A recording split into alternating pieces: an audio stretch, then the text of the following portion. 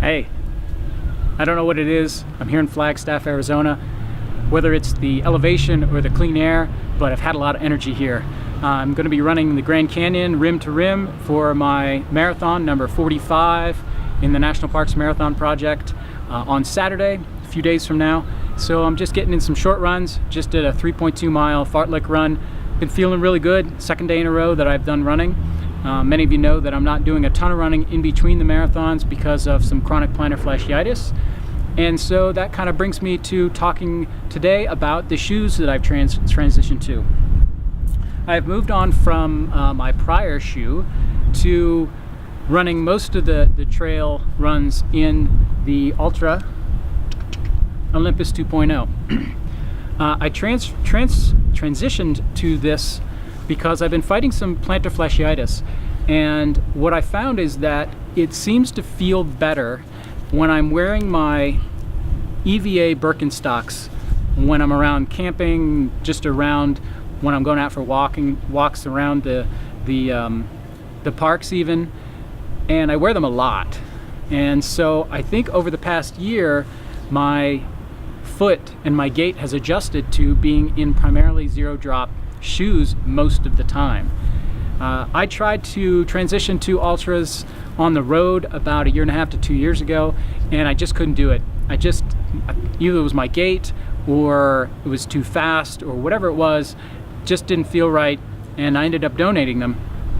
But I was kind of getting a little desperate on trying to figure out why my feet kept hurting.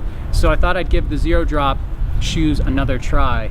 And I think a combination of the zero drop in the Ultras and modification of my gait to be more of midfoot, forefoot striking and sort of focusing on that has actually made my feet feel a lot better. So they don't tend to hurt as much during the run and not as much in the days after. So I got the Olympus 2.0. You can see that side and see that side. Not very fancy graphics in this model, but they do have other colors. I wanted something with a big stack height with some cushioning like the shoes I used to wear because I'm an old guy. And so I went with picked out the Olympus 2.0. It's 36 millimeter stack height. It's got this mega grip compound on the sole, which I wasn't so sure about actually. I usually wear these on single track and moderately aggressive terrain, not on super technical stuff. And what I found, even on slick rock, this stuff really does grip on the rock really, really well, even though it's not too aggressive. So I really like the cushioning. I really like the fit and feel. I really like the fact that it doesn't hurt my feet. So that's really good. The only time that I don't use this shoe is on really, really aggressive technical terrain. I find because of the high stack height, and that's just typical of shoes like this, they're a little squishy. This one better than the prior brand that I wore, but still I like something a little stiffer when I'm doing heavy rock running. The other thing that I really, really like about this shoe is in all of my prior shoes, I always wear Superfeet insoles and love them. So shout out to Superfeet, do great, make a great product. But what I like about the Olympus 2.0 is they actually have an insole with something like a Superfeet. It's a hard plastic support, so it provides a lot better arch support than a lot of the other shoes that I've tried. So that saved me the money on having to buy inserts or transitioning them from my other shoes. So I really like that, and I've been able to sort of jump right into these and start running with no problem. So all in all, if you're looking for a moderate to high cushion shoe with a pretty tall stack height and something with some very good support, I don't know where this falls in the spectrum, but I would consider it a stability shoe because of the support that it has, that built-in sort of insole. And if you're looking for something that is really good on single track to moderately aggressive terrain, the Mega Grip compound grips very nicely. And you can even transition and do some work on the road in these. I find them to be to have enough cushion and support on the road. I wouldn't do it for too long, but long enough if you have to do a combination road trail run.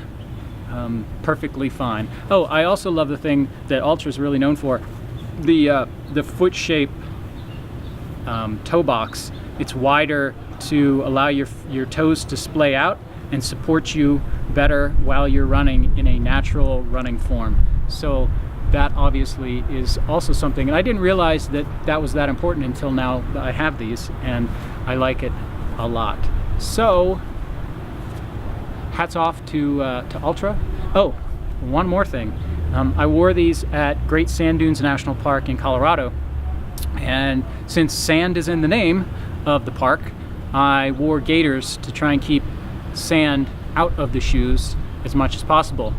One of the things that Altra has very uniquely, maybe, I haven't seen it anywhere else, but designed into their shoe, what they call the gaiter trap. It's a little bit of Velcro that you can attach your gaiter to, so you don't have to actually peel and stick on a piece of Velcro to the back of the shoe. It's built right in. So I used that during the run at Great Sand Dunes. I used a Dirty Girl gaiter, hooked on the front to the laces, hooked back into the gaiter trap, and it worked nicely.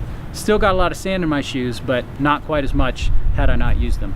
So again, all in all, I like this shoe a lot. I'm going to continue to run in it, and I am also going to talk a little bit in another video about my transition to Altra road shoes. Stay tuned.